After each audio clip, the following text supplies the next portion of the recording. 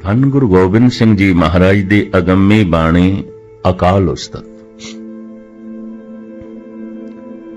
अकाल उस्तत विच एक ऐसी बाणी है जिहदे च प्रश्न ही प्रश्न ने, सवाल ने। गालबन 100 के करीब सवाल ने, जवाब कोई नहीं। सिख जगत दे विद्वान दो हिस्सियां दे च बटे हुए ने।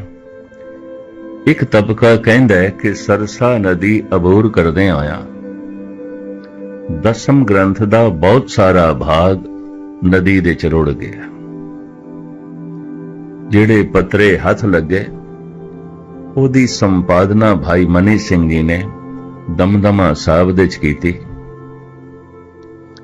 इस वास्ते गुरु दसम ग्रंथ दे च प्रकरण अधूरे ने,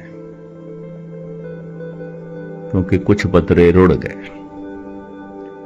दूजे विद्वान उदासी निर्मले ते प्राचीन संप्रदाय वो कहते नहीं, दसम ग्रंथ अपने आप दे संपूर्ण है। सतगुरु ने सिर्फ सवाल लिखे ने, जवाब लिखे ही नहीं। जवाब साडे ते छोड़े ने। जैसे टीचर उस्ताद बच्चे ते सवाल करदा है, बच्चे नूं जवाब नहीं देंदा, सवाल करदा, जवाब ते बच्चा देवे। धन गुरु गोबिंद सिंह जी महाराज ने ये सवाल रखे ने। ते हुण दूसरा नुकता सुन लेना। मनुख दे सवालों तो पता चल जाता है बंदा की है, मूर्ख है, सियाणा है, महान है, तुच्छ है। सवाल दस देने। सवाल समाजिक हो सकते ने, सवाल कारोबारी हो सकते ने, सवाल आर्थिक हो सकते ने, किसी किसी का कोई सवाल धार्मिक हो सकता। अक्सर सवाल समाजिक होंदे ने। डिस्ट्रिक्ट बन्नों दे संत भगत सिंह जी होए ने, बड़े ब्रह्म ज्ञानी सन। जुड़ी हुई आत्मा, अठे पैर समाधि। उन्होंने कह रखिया सी मेरे ते कोई प्रश्न ना करे, सवाल ना करे। एक दिन संत बाबा बलवंत सिंह जी ने पूछ लिया, ऐसी रोक आपने क्यों लाई हुई है? आउंदे ने कईयां दे सवाल, कहने कि इक्को जिहा सवाल आउंदे ने, सारियां दे घरेलू आउंदे ने, समाजिक आउंदे ने, या घर दा कलेश होवेगा, या आर्थिक झगड़े होणगे, या शरीर दीयां बीमारियां होणगियां, यही कुछ होएगा, यही रोने आउणगे। धार्मिक सवाल आउण ते मैं जवाब भी देवां। सवाल ते उन्हां दे समाजिक होंदे ने, सवाल ते उन्हां दे आर्थिक होंदे ने। जिन्हां सवालां नूं मैं हल नहीं कर सकदा, जिन्हां सवालां दा मेरे कोल हल नहीं, वो लैके आंदे ने। धार्मिक सवाल ते इन्हां दे हन ने। शरीर दी कोई समस्या है, डॉक्टर कोल जाओ, वैद कोल जाओ। आर्थिक समस्या है, खुद सुलझाओ, किसी कोल राय लो इस संबंध। समाजिक समस्या है तो घर दे च बैठ के विचार वटांदरा करो। वो नहीं सुनते आउंदे। सियाणे कहंदे ने सवाल तो पता चल जाता है ये बंदा की है। हुण दूसरी अर्ज करा, सवाल एक बोझ है, भार है। जिन्ने चिर तक जवाब ना मिले सवाल दा बोझ चुकना पैंदा है। इस वास्ते भारत दे दुखी बंदे नूं सवाली कहंदे ने, ते कोई सवाली जापदा है, सवाली है। सवाल दुख तो ही पैदा होंदे, ये भी मैं अर्ज करूं। सवाल सुख तो नहीं पैदा होंदे। चलो एक दो उदाहरण मैं दे दें। काम कार दे घाटा पै गया, दिवालिया हो गया। हुण अपने मित्रियां नूं, संबंधियां नूं कहंदा है, पता नहीं क्यों घाटा पै गया, बड़ी मेहनत करदे सी, बड़ा पुरुषार्थ करदे सी, लेकिन खेड नहीं बनी, पता नहीं क्यों घाटा पै गया। हुण क्यों घाटा पै गया है एक सवाल है, हर एक ते करदा है। पर जद नफा चल रहा सी, काम धंधा बहुत सोहना चल रहा सी और धड़ाधड़ नफा चल रहा सी, इहदे अंदरों कदी सवाल नहीं पैदा होया, पता नहीं क्यों नफा हो रहा है, मैनू दसो, पता नहीं क्यों नफा हो रहा है। नफा सुख से, सुख चो सवाल नहीं पैदा होंदे। बीमार हो गया, कोई असाध रोग पकड़ गया ते हुण बीमार पुरसे वास्ते कोई जांदा ते कहंदा पता नहीं क्यों बीमार पै गया। खांदा पींदा भी मैं संजम नाल सी, रहिंदा भी मैं संजम नाल सी, पता नहीं मैं क्यों बीमार हो गया।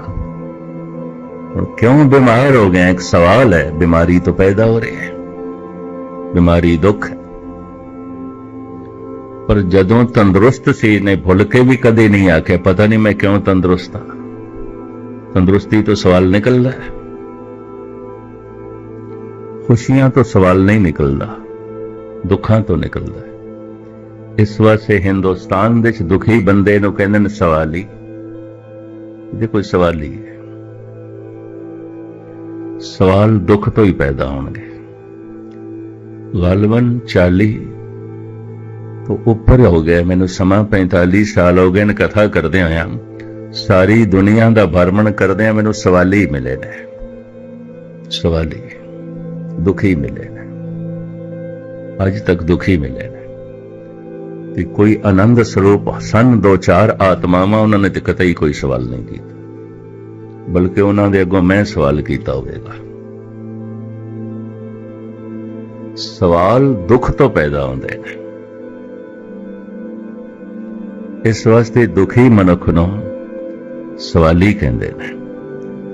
इस सवाल तो पता चल जाएगा इहदा दुख समाजिक है, आर्थिक है, शरीरक है या धार्मिक है। धार्मिक दुख की होवेगा? प्रभु दा मिलना नहीं है, उहदी तड़पना परमात्मा लई होवेगी।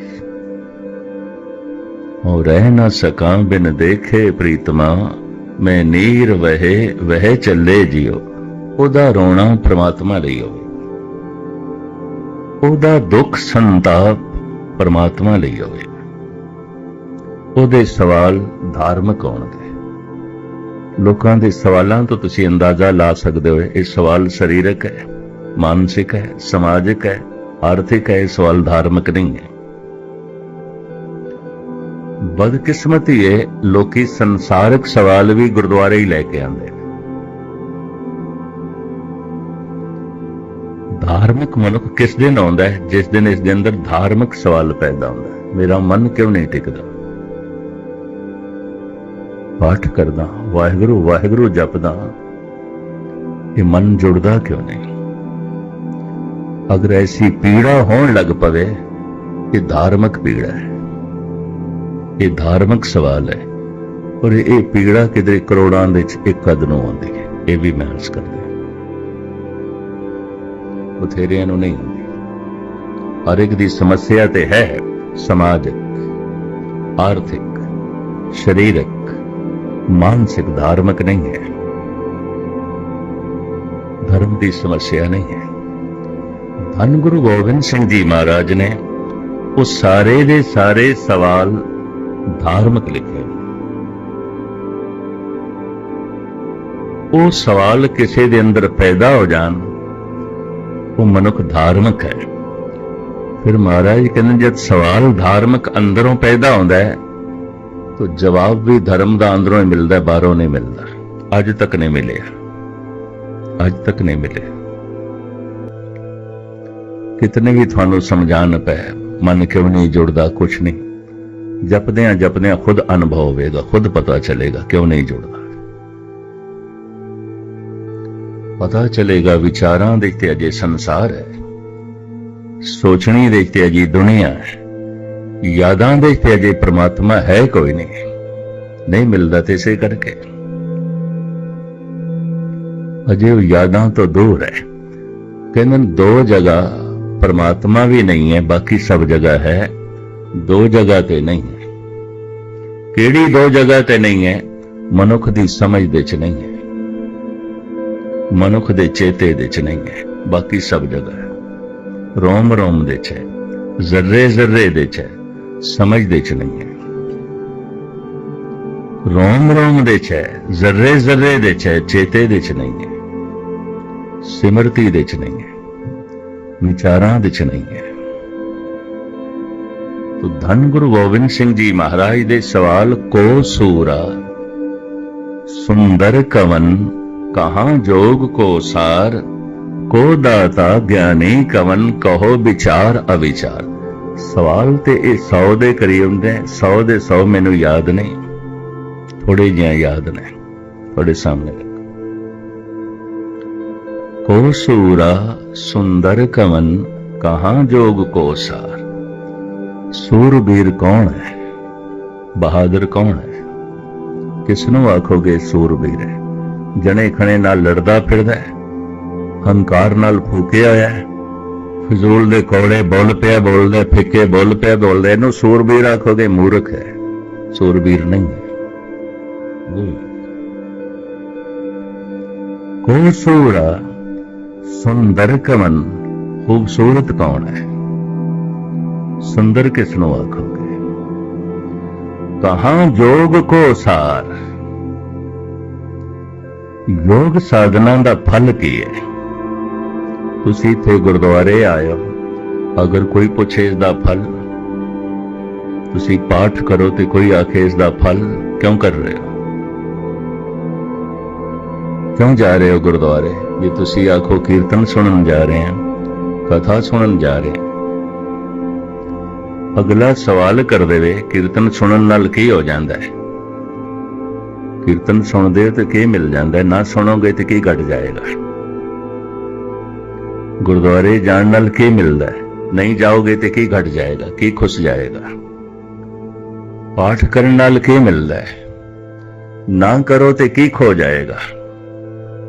अगर ऐसा कोई प्रश्न कर देवे फिर की जवाब दोगे।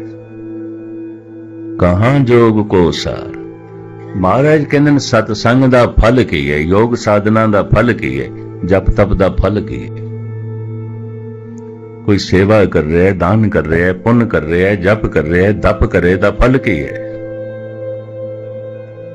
आखिर कर्म करना बीज बोना है, कर्म बीज है कि जी कर्म करना बीज बोना है शरीर दी धरती दे ते दा फल, फिर फल की है। कहां जोग को सार, को दाता ज्ञानी कवन कहो विचार अविचार। दाता किसनों कहंदे ने, ज्ञानी कौन है, विचार किसनों कहंदे ने, अविचार किसनों कहंदे ने।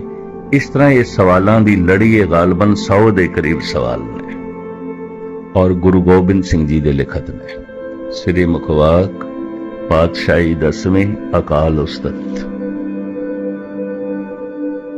जवाब कोई नहीं। खास करके अजोके विद्वान जो सिर्फ अक्षरां दे ज्ञानी ने, बहुत अच्छे ज्ञानी ने अक्षरां दे, वो कहते ने जवाब भी सन रुड़ गए सरसा नदी दे, वो पन्ने रुड़ गए। इस वास्ते वो 10म ग्रंथ नूं मुकम्मल नहीं मनते। लेकिन दूसरा तबका निर्मले साधुआं दा, उदासी साधुआं दा, संप्रदायी साधुआं दा, जो प्राचीन विद्वान ने और सिखी दे थंब गिने गए, वो कहते नहीं सवाल ही ने, जवाब सतगुरु ने नहीं लिखे। क्यों? सवाल तो ही पता चलता है ये मनुख की है। सवाल दस देंगे दी समस्या धार्मिक नहीं है, समाजिक है। गुफ्तगू सवाल ही दस देगी यदि समस्या शरीरक है, बीमार है, रोग बारे कुछ पूछना चाहता है, रोग की निवृत्ति बारे। आर्थिक है इसका मसला, धार्मिक नहीं है। लोकी आर्थिक, समाजिक, शरीरक मसले लेके सत्संग दे चाहुंदे ने, कदी कदाई कोई गुरु को लाउंदा है धार्मिक मसला लेके, धार्मिक समस्या लेके। ये धार्मिक सवाल ने साहिब कहते जिन्हां दे अंदर पैदा होवन उस मनुख दे अंदर धार्मिक सवाल पैदा होने लग पे ने। ये चल पे जे सवाल अंदरों पैदा होए ने, इन्हां दा जवाब बाहरों नहीं मिलेगा, अंदरों ही मिलेगा।